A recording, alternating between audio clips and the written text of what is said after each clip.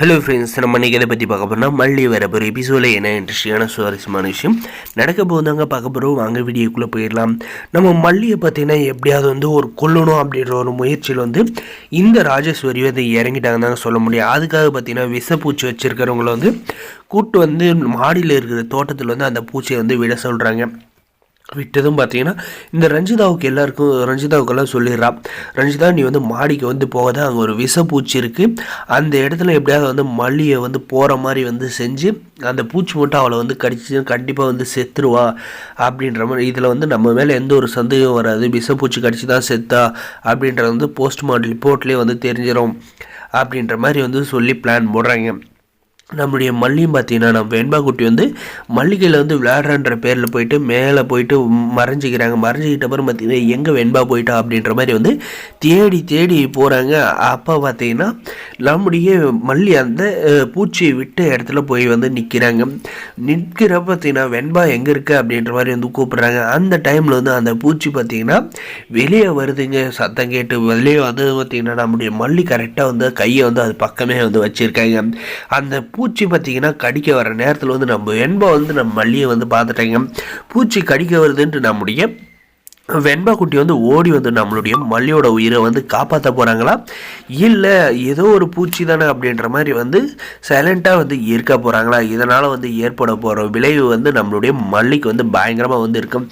நம்ம வெண்பாவோட அருவி கேட்டுச்சுன்னா கண்டிப்பாக வந்து நம்முடைய மல்லியை வந்து காப்பாற்றியே ஆகணும். அதுக்கப்புறம் பார்த்தீங்கன்னா இந்த ராஜேஸ்வரி இந்த ரஞ்சிதாவுக்கு பார்த்தீங்கன்னா கடைசியில் வந்து ஒன்றுமே வந்து அவங்க ஆசைப்பட்டது வந்து நடக்காத வந்து இருக்கணுங்க. அது போக நம்மளுடைய மல்லி அந்த பூச்சி வந்து நசுங்கி அதை வந்து தூக்கி போடணும். அது போக இந்த பூச்சி எப்படி இங்கே வந்துருக்கோம், யார் கொண்டு வந்துப்பாங்க அப்படின்ற மாதிரி எல்லாம் வந்து யோசிக்கிறத விட பார்த்தீங்கன்னா நம்முடைய அன்னபூர்ணி அம்மா கையில் வந்து கேட்டு பார்க்கலாம், இது என்ன பூச்சியாக இருக்கும், அவ்வளோ விஷ வாய்ந்த பூச்சியா என்ன அப்படின்ட்டு நம்முடைய மல்லி வந்து கூப்பிட்டு பார்க்குற. இந்த பூச்சி கடித்தா உயிரே போயிடும் மல்லி, இந்த பூச்சி இங்கே வந்து வந்திருக்க வாய்ப்பே இல்லை, யாரோ வந்து பிடிச்சிட்டு வந்து கண்டிப்பாக வந்து இந்த இடத்துல விட்டு இருப்பாங்க, அதனால தான் வந்து உன்னை வந்து கடிக்க வந்திருக்கு அப்படின்ற மாதிரி வந்து உறுதியாக சொல்கிறாங்க. இது யார் பண்ணியிருப்பாங்க, நீ இந்த வீட்டை விட்டு போனால் யார் வந்து சந்தோஷப்படுவாங்களோ அவங்க தான் வந்து செஞ்சுருப்பாங்க, அவங்கள வந்து நான் வந்து சும்மா விட மாட்டேன், ஆட்டை கடிச்ச கதையாக இப்போ வந்து உன்னுடைய உயிரவே வந்து எடுக்க வந்து பார்த்துட்டு இருக்கேன், இது வரைக்கும் நான் வந்து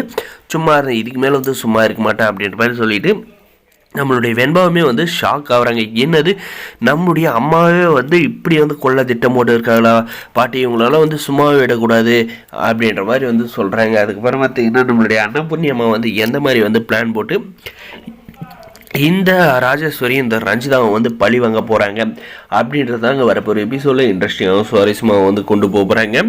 நம்முடைய வெண்பா குட்டியால் வந்து நம்முடைய மல்லியோட உயிர் வந்து காப்பாற்றப்பட்டு இருக்குன்னாங்க சொல்ல முடியும். நம்முடைய வெண்பா மட்டும் இல்லைன்னா நம்மளுடைய மல்லியை வந்து உயிரோடையே வந்து பார்த்துருக்க முடியாது.